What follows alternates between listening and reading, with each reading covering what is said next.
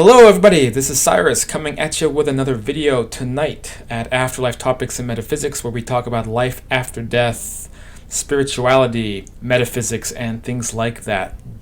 And tonight I'm talking about how harming other people can have highly negative effects on the person on a multi-dimensional level that many people are not aware of, and why, rather just how bad it is when you do bad things to other people.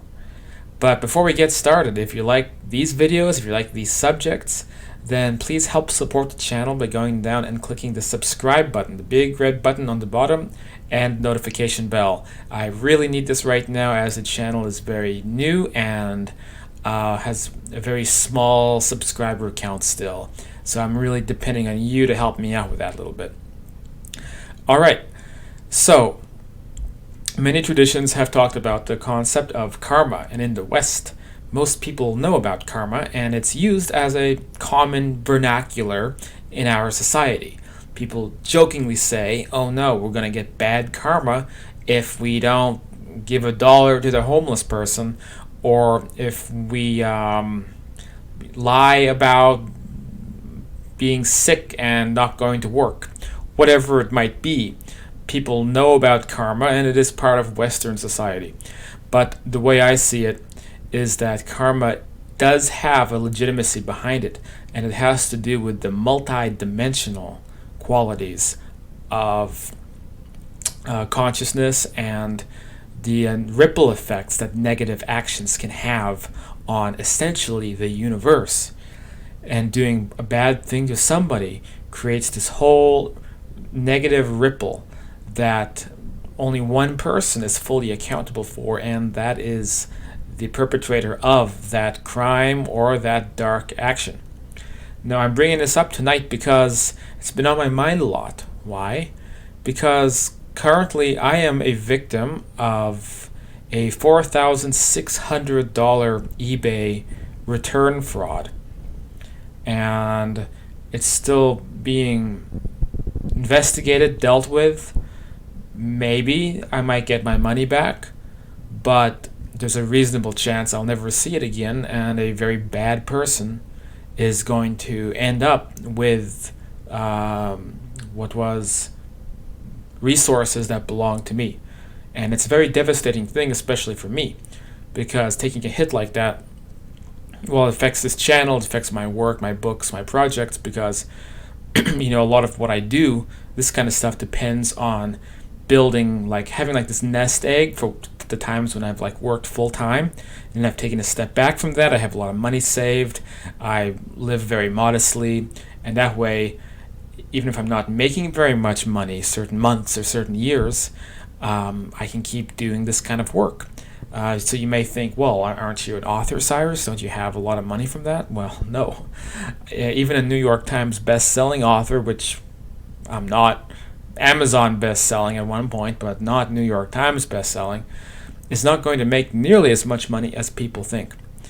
Even some of the famous authors that you see out there, they're making more money on speaking tours than they are from the actual book sales.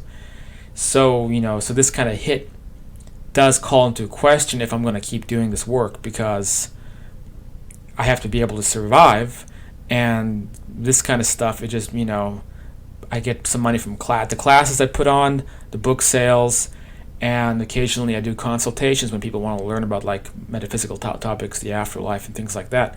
But it's definitely not enough to sustain myself. So it is a big problem. I don't mean to go on too much of a tangent about it, but it's been on my mind, for the last couple of days, non-stop.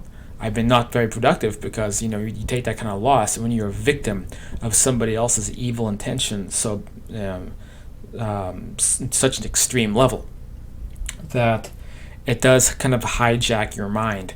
But it's also been an interesting experience too, because the biggest thing that I was scared of when I realized that I was probably going to get scammed, when the collectible item that I had sent was being returned to me, and I realized there was something fishy going on, my biggest fear was that my heart was going to be filled with anger and hatred toward the person when I find out the worst, which was that what I was receiving back wasn't what I thought it was going to be. And then this happened.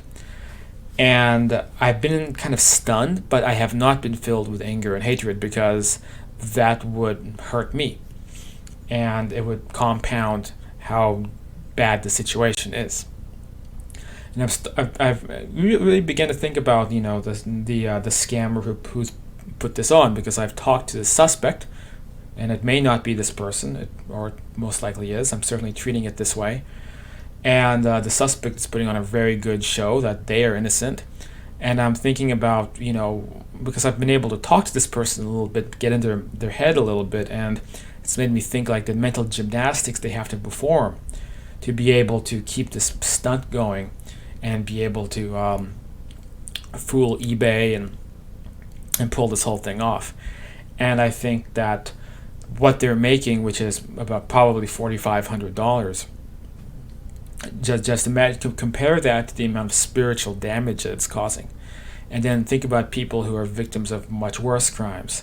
Think about the people who are the perpetrators of rape and murder and truly sociopathic crimes, and you realize like these people are spiritually destroying themselves. But what we know from like life after death studies, the stuff we talk about in this channel, is that when you cause a negative effect, it has this multi-dimensional effect, which is the thing that we call karma.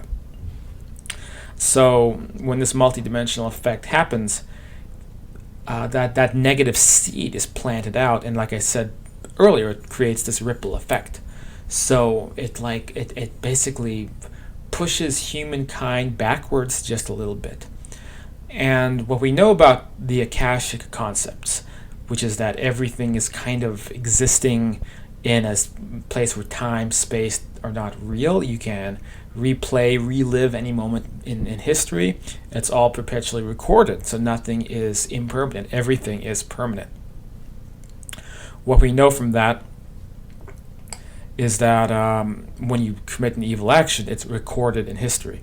And when you die, as we know from dozens and dozens and hundreds of thousands of near-death experiences, typically you receive an Akashic playback of your past experiences, and you relive all of it, as well as the emotions and feelings of the people affected.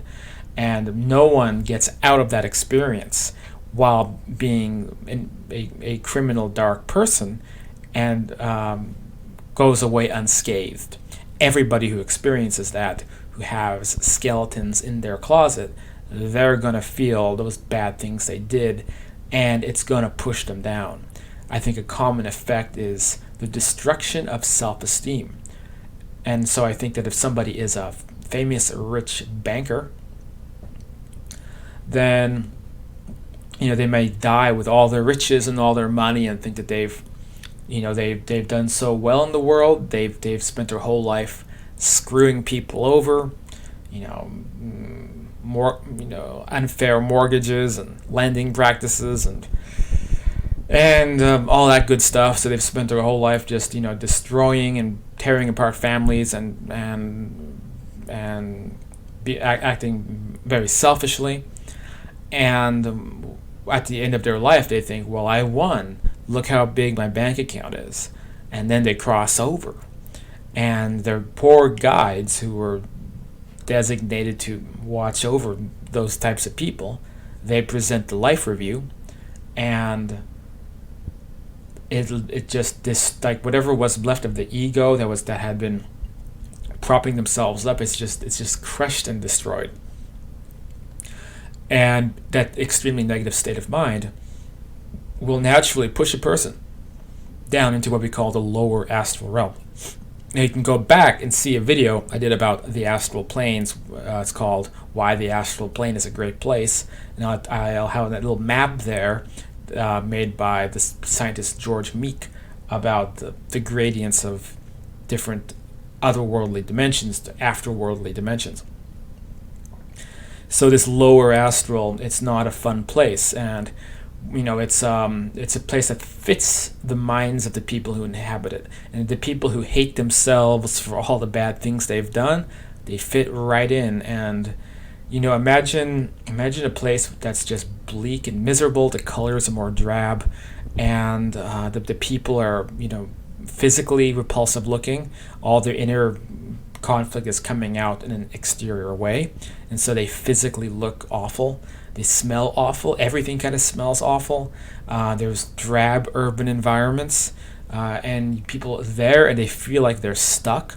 They don't have the spiritual knowledge to understand how to get out. And it's, the people there, depending on how miserable it is, they may very well interpret it as being hell. And this is likely to happen to people who have this long history of preying on their fellow man. And that's always a matter of free will and choice. So people don't have to do this, but they have that impulse to make those bad decisions, and to do it for the sake of material gain, and from a position of usually nihilism, materialism, physicalism, cynicism, sociopathic tendencies. The people motivated to do these horrible things. So there's this nasty mix of different viewpoints, philosophies, ideas. Some of it is their own. Some of it has been implanted into them by media and powers that be, but they still make the final decision to do those things. And at the end of the day, no one wins. Okay? So no thieves win, no murderers win, no rapists win. All of these people are eventually going to be at a point where pretty much anyone else living on that side is going to really pity them and be trying to help them. The very victims that they were so awful to could very well end up being the guides and the people coming down to those lower realms and trying to help them get out of those situations, based upon a lot of accounts that I've read, a lot of accounts I've seen, and a couple experiences of my own on the astral level. There's a friend of the family who's known for being one of those types of people who would rip everybody off around him. He's an older man, and I got along with him strangely well, even when I was like 12, 13, 14 years old. I don't know why, we always had a little connection, but everybody hated this guy, and he must have been in his late 60s. And when he died, I had an astral experience where I realized I was down in some very dismal conditions, trying to help pull him out of that state. And I don't know if it worked or not.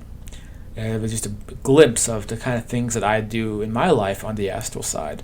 We all have these astral parallel lives, but that's a different video. Alright, that's it for this video. Some thoughts, some things to think about.